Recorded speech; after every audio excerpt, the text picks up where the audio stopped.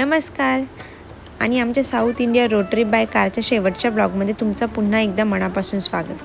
कधीकधी देवाचं दर्शन फक्त काही मिनिटांचंच असतं, पण त्या दर्शनापर्यंतचा प्रवास मात्र तुमची श्रद्धा, संयम आणि ताकद सगळंच तपासून पाहतो. मागच्या ब्लॉगमध्ये रिदूचे केसदान आणि त्यानंतर एकच प्रश्न होता की आम्हाला रूम मिळाली की नाही. पण खरं सांगायचं तर आम्हाला कल्पनाही नव्हती की त्या रात्री बालाजी आमची इतकी मोठी परीक्षा घेणार आहेत. तिरुपतीला गेलो होतो दर्शनासाठी, पण आधी रूमने, मग अंतहीन रांगेने आणि शेवटी बालाजींनीच आमची चांगली परीक्षा घेतली. रूम न मिळाल्यामुळे आम्ही घेतलेला एक निर्णय आणि त्यामुळे पुढचे 17 तास आमच्यासाठी आयुष्यातील सर्वात कठीण, थकवणारे पण तितकेच अविस्मरणीय ठरणार होते. तर चला अनुभवूया श्रद्धा, संयम, थकवा, भावनांचा आणि अखेर बालाजींच्या दिव्य दर्शनाचा हा अविस्मरणीय प्रवास. अथक प्रयत्न करूनही शेवटी आम्हाला सगळं सामान लॉकरमध्येच ठेवावं लागलं. म्हणजेच आम्हाला रूम नाही मिळाली आणि संध्याकाळी 5:30 वाजता थेट बालाजीच्या दर्शनाच्या रांगेत उभे राहिलो. सुरुवातीला गर्दी आणि अंतर बघून वाटलं हे आपल्याकडून होणार नाही, उद्या येऊ. पण मग मनात एकच विचार आला, देवाची जर हीच इच्छा आहे तर तो मार्गही दाखवेल. रिदूने सुरुवातीला मस्त साथ दिली, पण जसजशी रात्र वाढत गेली तसतसं तिचं आणि आमचं दोघांचाही पेशन्स टेस्ट सुरू झाली. एक गोष्ट मात्र आवर्जून सांगावी लागेल, इतक्या मोठ्या रांगेतही भाविकांची इथे खूप चांगली काळजी घेतली जाते. मध्ये खाण्याची, पिण्याच्या पाण्याची आणि वॉशरूमचीही उत्तम सोय आहे. त्यामुळे लहान बाळांसोबत किंवा ज्येष्ठ नागरिकांसोबत असाल तर थोडा दिलासा मिळतो. आणि या दरम्यान आम्हाला सर्वच जण विचारायचे की तुमचं बाळ एवढे छोटं आहे तर तुम्ही डायरेक्ट दर्शनासाठी का गेले नाही. तर आमचं बाळ होतं तेव्हा 16 महिन्यांचं आणि तिकडे आपल्याला बर्थ सर्टिफिकेट दाखवावं लागतं. ते तर आम्हाला खोटं किंवा असं आपण काही करू शकलो नसतो. सो आम्हाला अशी निर्णय घ्यावा लागला. असो, रात्री 10-12 तासानंतर पायाने तर अक्षरशः संपच पुकारला होता. एका क्षणी वाटलं बस आता इथूनच परत फिरूया. पण इतकं येऊन हार मानणं शक्य नव्हतं. रिदूला कडेवर घेऊन गर्दीतून वाट काढत स्वतःला समजावत आम्ही पुढे चालतच राहिलो. आणि फायनली तब्बल 13 तासानंतर सकाळी 6:30 ते 7च्या दरम्यान आम्हाला सर्व दर्शनाचा पास मिळाला. पण त्याच्यावरचा एस्टिमेटेड दर्शन टाईम 48 आवर्स लेटर बघून तर अक्षरशः आमची उरलेली आशाच संपली होती. मनात एकच विचार आला, देवा बस झाला आता, अजून किती परीक्षा बघणार. पण बालाजींची लीला काही वेगळीच होती. अवघ्या 3 तासांनंतर मुख्य गेट उघडलं आणि पुन्हा एकदा सिक्युरिटी चेकिंग करून आम्हाला गर्भगृहाकडे सोडण्यात आलं. आणि मग आता तो क्षण आला ज्याची आम्हाला मागच्या 16 ते 17 तासांपासून आतुरतेने वाट पाहत होतो. मंद दिव्याच्या प्रकाशात तुळशीच्या माळांनी सजलेलं आणि सोन्याच्या मुकुटाने तेजस्वी झालेलं बालाजींचं ते मनमोहक रूप पाहताच क्षणभरासाठी वेळ थांबल्यासारखी वाटली. खरंच सांगायचं तर त्या एका दर्शनामागच्या 17 तासांचा सगळा थकवा, त्रास आणि प्रतीक्षा एका क्षणात नाहीशी झाली. तेव्हा जाणवलं, प्रत्येक मिनिटांचा संघर्ष आणि प्रत्येक क्षणाची वाट पाहणं पूर्णपणे वर्थ इट होतं. व्यंकटेश्वराचं ते दिव्य रूप मनभरून पाहिलं, त्यांचे आशीर्वाद घेतले, विमान बालाजीचं दर्शनही घेतलं आणि मन अगदी कृतज्ञतेने भरून गेलं.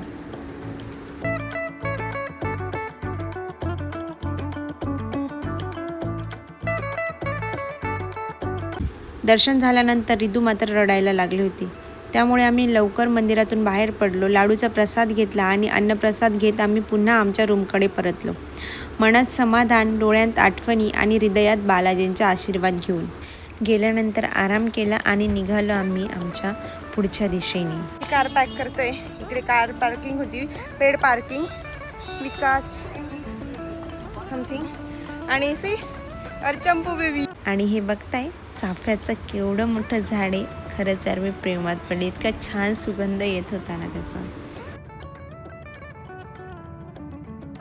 खरं सांगायचं तर आराम झाल्यानंतर आम्ही निघालो होतो, परंतु जोपर्यंत चालत होतो ना तोपर्यंत काहीच त्रास नाही झाला. परंतु आता बसून मात्र पाय दुखायला लागले होते. म्हणून आम्ही आजूबाजूचे काही शॉपिंग मार्केट किंवा जे काही छोटे मोठे दर्शनासाठीचे स्पॉट होते ते पण नाही फिरलो आणि डायरेक्ट निघालो आमच्या घराकडे येण्यासाठी.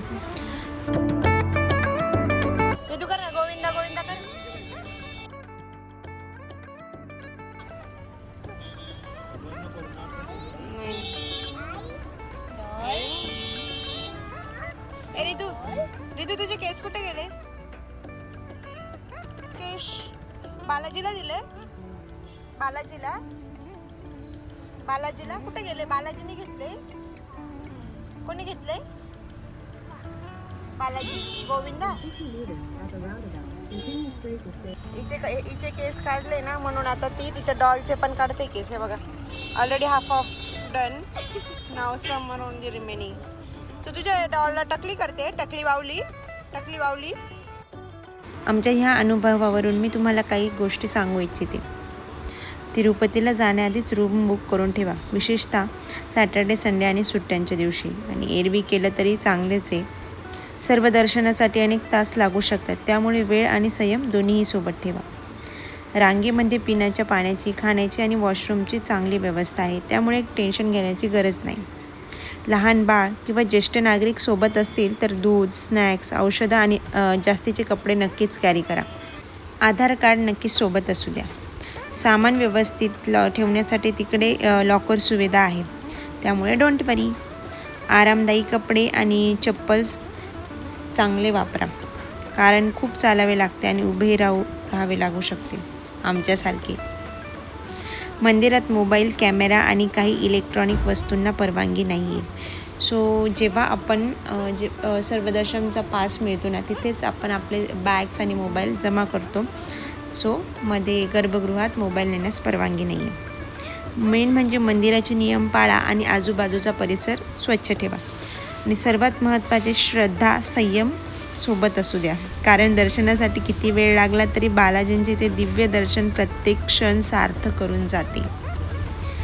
आमच्या अनुभवावरून सांगते, बालाजींच्या दर्शनाचा प्रवास तुमच्या संयमाची परीक्षा घेतो, पण एकदा त्यांचे दर्शन झाले की वाट पाहिलेल्या प्रत्येक क्षण अमूल्यच वाटतो.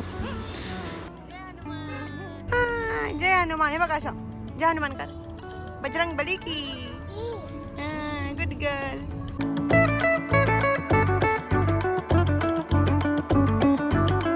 मित्रांनो, तुम्हाला माहीत आहे का, तिरुपती बालाजी हे जगातील सर्वाधिक भेट दिल्या जाणाऱ्या मंदिरांपैकी एक आहे. दररोज लाखो भक्त इथे फक्त काही सेकंदाच्या दर्शनासाठी येतात. आणि खरं सांगायचं तर आम्हाला आधी वाटायचं की एवढी प्रतीक्षा, एवढी गर्दी आणि एवढा प्रवास का करतात लोक इथे. पण हा संपूर्ण अनुभव घेतल्यानंतर आम्हाला त्याचं उत्तर मिळालं. कारण इथे फक्त दर्शनच होत नाही, इथे तुमच्या श्रद्धेची, संयमाची आणि विश्वासाची परीक्षा घेतली जाते. बालाजींच्या दर्शनासाठी लोक अनेक तासनतास रांगेत उभे राहतात. काही जण नवस फेडण्यासाठी येतात, तर काही जण केशदान करतात. फक्त एकदा त्या दिव्य रूपाचं दर्शन घ्यावं म्हणून हजारो लोक किलोमीटरचा प्रवास करतात. आमच्या रिदूचं केशदानही इथेच झालं आणि आमच्यासाठी तो खूप खास क्षण होता. एक गोष्ट मात्र नक्की जाणवली, तिरुपतीमध्ये तुम्ही किती वेळ वाट पाहिली हे नंतर लक्षातच राहत नाही, पण बालाजींच्या गर्भगृहातला तो एक सुंदर क्षण आयुष्यभर लक्षात राहतो. मंद दिव्याचा प्रकाश, भक्तिभावाने भरलेलं वातावरण आणि समोर उभे असलेलं बालाजीचं ते तेजस्वी रूप. त्या क्षणी सगळा थकवा, झोप, पायांचा त्रास आणि प्रतीक्षा कुठेच्या कुठे निघून जातं. म्हणूनच कदाचित लोक म्हणतात, बालाजी बोलवल्याशिवाय कोणी तिरुपतीला जाऊ शकत नाही, आणि एकदा त्याचं बोलवणं आलं की दर्शनही नक्कीच घडतं. व्यंकटरमणा गोविंदा गोविंदा. ऋषीला ॲप्रिसिएशन म्हणून मी हा छोटासा बुके बनवून दिला होता, कारण त्याने दिवस रात्र ड्राईव्ह केले आणि आमची ट्रिप खरंच खूप छान पद्धतीने पार पडली.